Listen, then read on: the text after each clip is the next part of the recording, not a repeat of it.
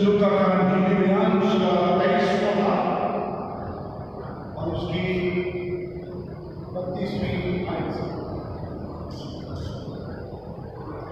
जब वो उस जगह पर पहुंचे उसे कुफरी कहते हैं, तो वहां उसे मशहूर किया और बदकारों को भी एक को रानी और दूसरी को वायदा। यीशु ने कहा, ऐ बाप, इनको माफ कर, क्योंकि ये नहीं जानते कि क्या करते हैं। अब उन्होंने उसके कपड़े के हिस्से किए और उन पर पूरा डाला और लोग बड़े देख रहे थे और सरकार पर डंडे मार मार कर कहते थे कि इसने और को बचाया, मेरे खुदा का मसीह और उसका फरिश्ता है, अपने आप को बचाए। कोई शख्स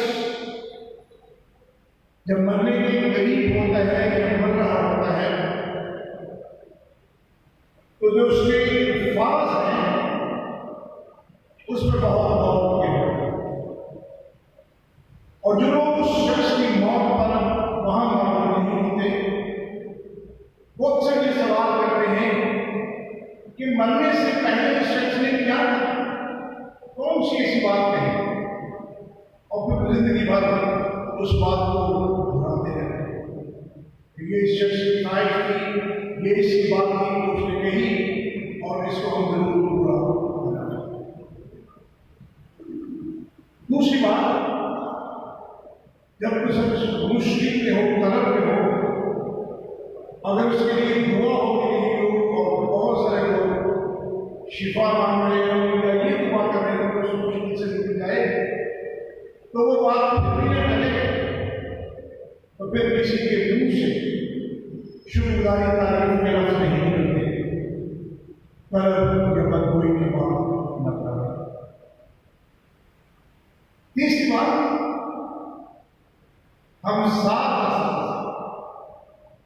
मसीह के कलमात के बारे में गौर खास कर रहे हैं जो उसने सही कर, लेकिन मैं चाहता हूं उन लफ्जों पर गौर किया जाए जो जी उठने के बाद सकते हैं, उसकी गिरफ्ती को आगे जाए अगले हफ्ते देखा जा सकता।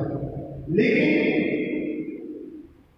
मैं समझता हूं कि जितने कलमे हैं उनमें से मुश्किल कलमा पहले पढ़ा।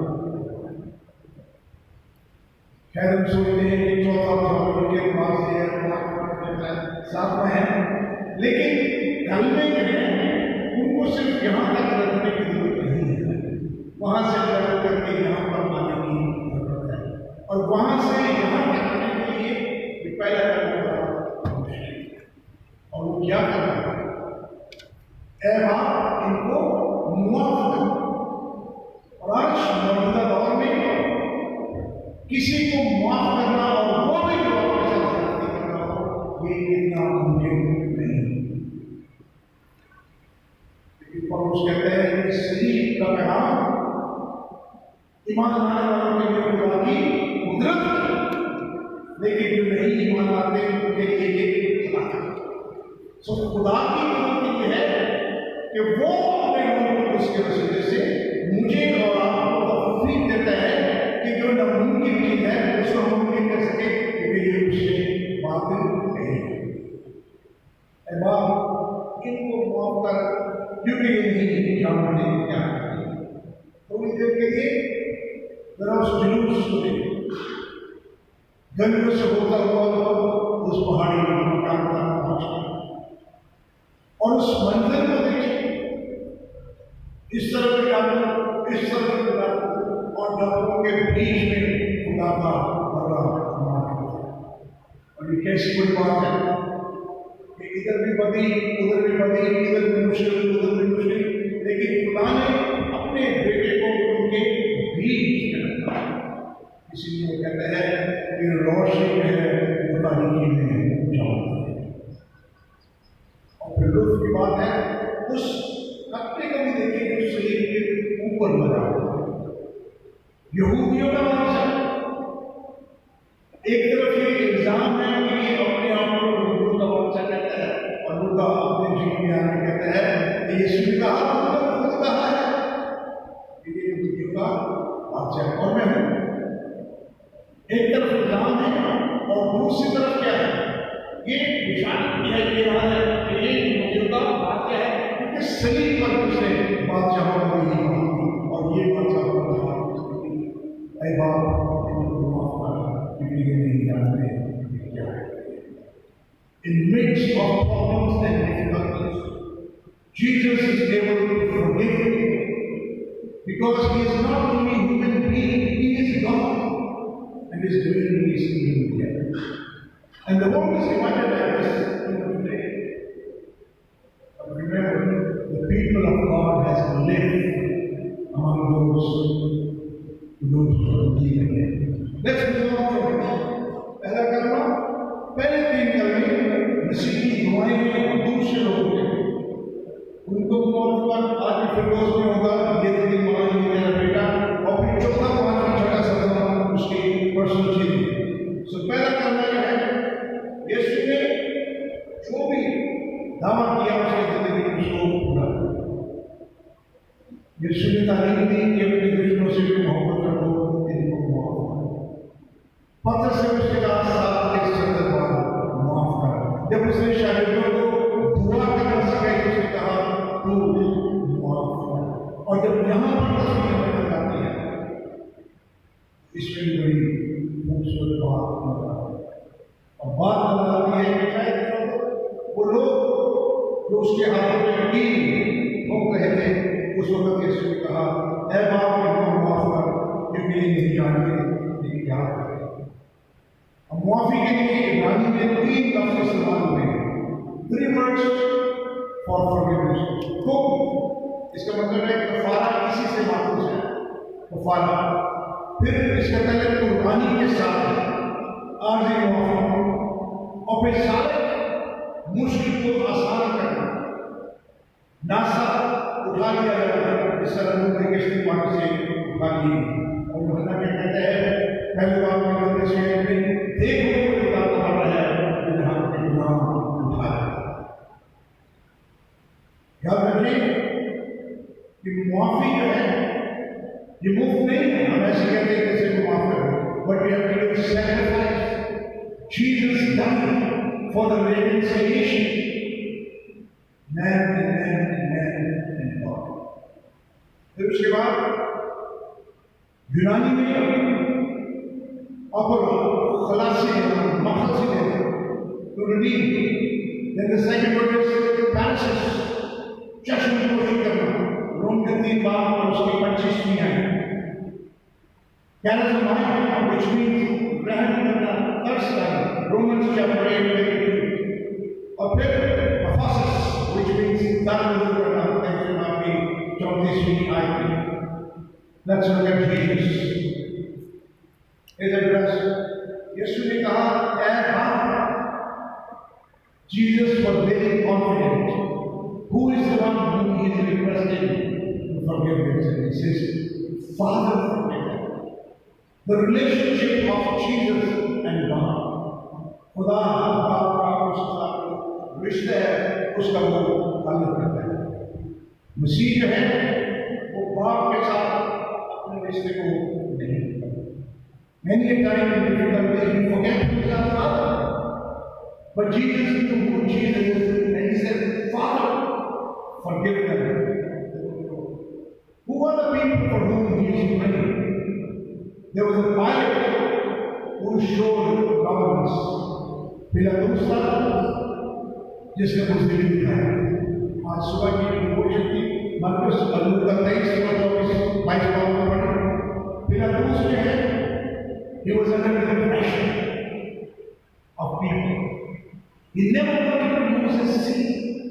पिलातुस कहता है मैं इसमें कोई जुर्म ही नहीं देखता, लेकिन लोगों ने कहा फिर से जोड़ दिया, मसलूब करो। Pressure. You find people are managed to do even in the laws of God. फिर हदीस की बात है, हदीस की बात से पता चलता है कि Jesus is there. He knew that these people are under pressure. They are बुलसिन है, और वो कहते हैं उसने But then change कर लो, फिर आप उसके सीधा है वापस ले आओ. But just remember, God is all the time doing reconciliation. अगर आप आपका पढ़ने में सीखो, तो क्या लिखते हैं कि इससे पहले मेरा तो सब इस जन्म की आपस में लड़ाई है, but through the death of Jesus Christ, there was reconciliation. बड़े-बड़े कहते सुलह सलाम के वो उसके पास Jesus was doing this work of reconciliation. फिर उसने कहा, हेरोदेस जिसने बेहुदी हेरोद डिस्ट्रेस सरकार आया हसद की वजह से उसने कानून को हजूम ठट्ठे यीशु को उड़ाया और सिपाही कील घूम रहे थे. यीशु ने कहा, हे बाप इनको माफ कर क्योंकि ये जानते अगर अपने ही से मोहब्बत की क्या pray for your enemies. Reconciliation. The first word from the cross is the reconciliation. क्यों नहीं जानते? रोमी सिपाही ने वो नावाकिफ है, लेकिन उसको प्रतीक दिया यहूदियों का बादशाह. Many times do things not knowing what is the reality, not use those mistakes. यहूदियों का बादशाह. आज दोपहर यहूदियों की बादशाह को निगाह नहीं. Good friend is remembering what God has done. But we need to experience every day what He has done. सिर्फ साल के बाद साल जुमे का दिन मनाने की जरूरत नहीं, बल्कि हर रोज उस वक्त जमा होने की जरूरत है. कितने लोगों के दिन को हम रोज माफ करने की जरूरत है. It's possible. Sacrifice. दूसरी बात सामने तौर पर जानने के लिए उन्होंने सोचा कि मौत के वसीले से आत्मा हो जाएगा, लेकिन मौत के वसीले से यीशु ज्यादा महत्वपूर्ण हुआ और उसकी सलीब इस बात की याद दहानी कि बने इंसान के लिए जो मुआफी है वो कम आम. न्यू टेस्टमेंट में आप लोग के हाथ की मुआफी बड़ी शर्तें चला करना, लेकिन यीशु ने कहा, है बाप इनको मुआफ करके मौजूदा दुनिया में निर्मला और यीशु मसीह ने पहाड़ी भाषा मोबाइल लोगों को सुना क्योंकि वो खुदा के बेटे और बेटियां कहलाएंगे.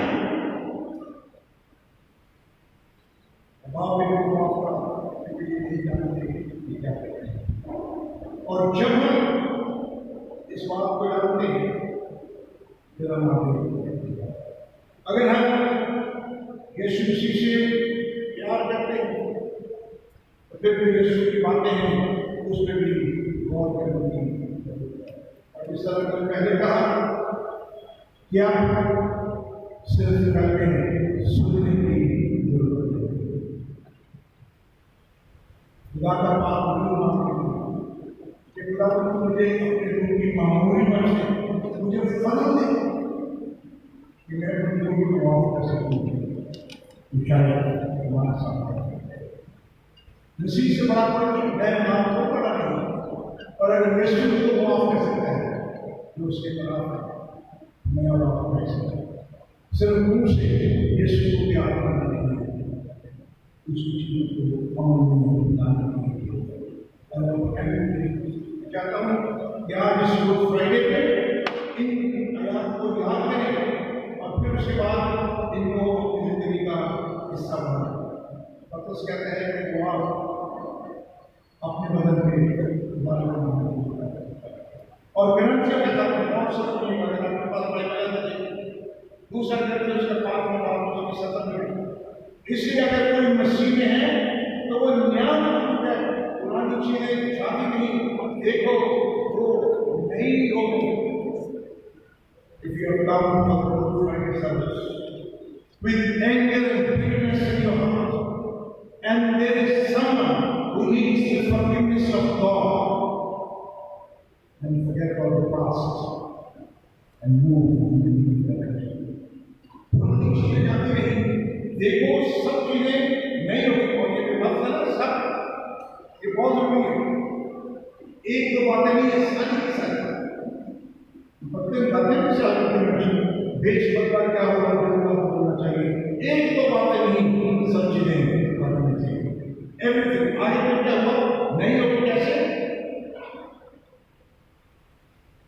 जिसने मसीह के वसीले से अपने साथ हमारा मेल मिलाप कर दिया और मेल मिलाप करके हमारे सुपुर्द कर दिया। कैसी बड़ी बात, मसीह ने खुदा के साथ मेल मिलाप कर दिया और जो काम वो करता है वो फिर उसने हमारे सुपुर्द क्या कहता है, माफ कर दिया तो मेल मिलाप करता है। मसीह ने अपनी मौत के वसीले से सलीब पर बाप के साथ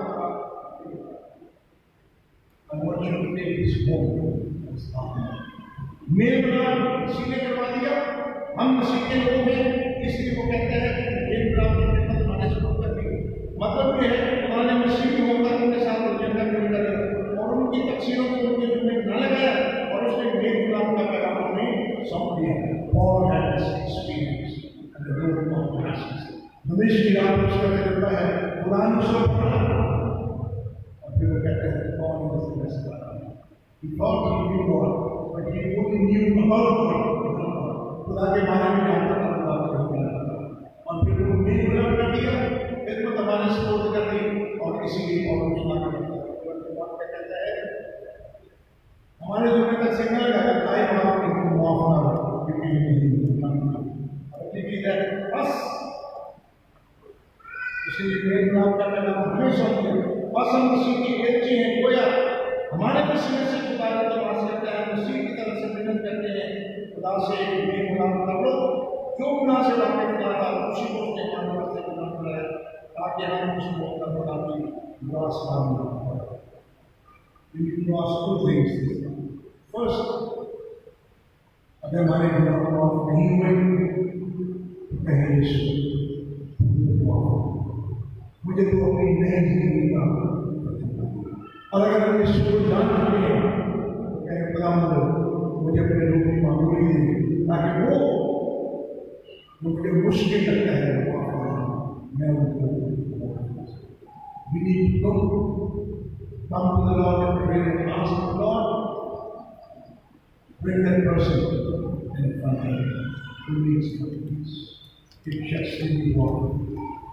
यीशु खुदावंद की माफी की कल को सोचना नहीं है बल्कि कल को अपनाना है और इस बात को